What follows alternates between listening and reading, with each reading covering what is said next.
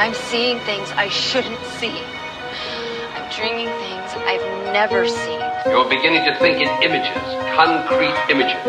Hot, cold, light, dark, food, hunger, pain.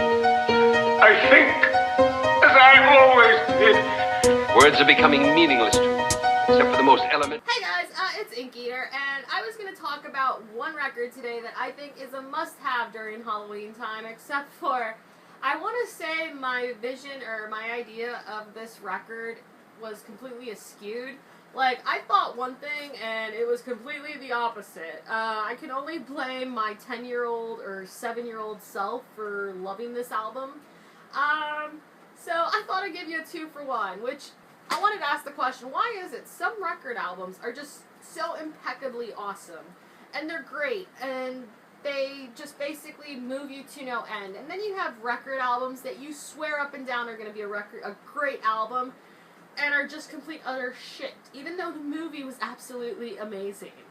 I originally only intended on talking about Ghostbusters, the soundtrack, because I loved this soundtrack when I was a kid. I listened to this thing from beginning to end like nobody's business. So I decided to take a listen to this record so I could sit there and talk about it, except for I listened to it, and after I got over the initial Ghostbusters song by Ray Parker Jr., which happens to be the first track on the side one, it was kind of all downhill from there. I questioned my 7-year-old self, and why the F did I love this movie so much?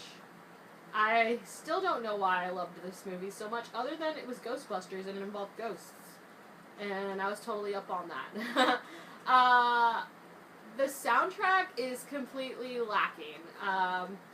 One guy, I forget on what website, I think it was allmusic.com, or basically gave this album a 4 out of 5. I'm not sure why. Somebody actually described the album as a very disjointed schizophrenic listen, which is totally damn truthful of what it is. Basically, from beginning to end, it leaves me with nothing to remember about the actual movie. I'm left confused and wondering, were these songs really in the movie, or was this just the soundtrack that they added? I'm going to have to rewatch Ghostbusters to figure that one out.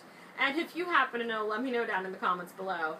But this album was just totally not worth the time of day, and I kind of want to go back in time and go, Alethea, what the F were you thinking? One thing that I did find that was really cool was the fact that the movie probably wouldn't have grossed as much as it did if it hadn't been for Ray Parker Jr.'s song, Ghostbusters. Pretty much, according to, I think it was like the Wikipedia article, it grossed the movie like between 14 to 20 million more than what it originally would have done without the soundtrack. Random fact, because I really did not know this, and I thought it was really effing cool. Did any of you guys know that Dan Aykroyd actually wrote Ghostbusters with, I forget what the other guy's name is, Harold Ramis? Did you guys know that? Because I totally did not know that Dan Aykroyd wrote this. He's a man of many freaking hats, and he's just one of those actors that really, really just leaves me taken aback and go, man, you are just so awesome. I can only hope to be as amazing as you are, because you've just managed to straddle all kinds of different worlds. And I think that's pretty effing cool. I mean, the guy also went on to go do Crystal Skull Vodka, I think is what he does now. I just think it's really, really cool just how many directions Dan Aykroyd's gone in, and how he's managed to become so awesome and successful in life. Anyway, that was kind of like a mini rant about me loving Dan Aykroyd. Enough said. But yeah, this album is completely lacking. I would say only get it if you're interested in the Ghostbusters theme song. That, and it has a really cool video with a bunch of cameo appearances from other celebrities. I'll leave a link down below for that video if you're interested in watching it. It's really cool, it's really 80s, but still worth your time of day, especially if you just want to hear that song, Ghostbusters, if you don't know it. Hopefully you do know it, because it's an awesome song. And that's pretty much it. Bye! Whatever it is that you believe you're seeing, it's not real. Seeing things before they happen.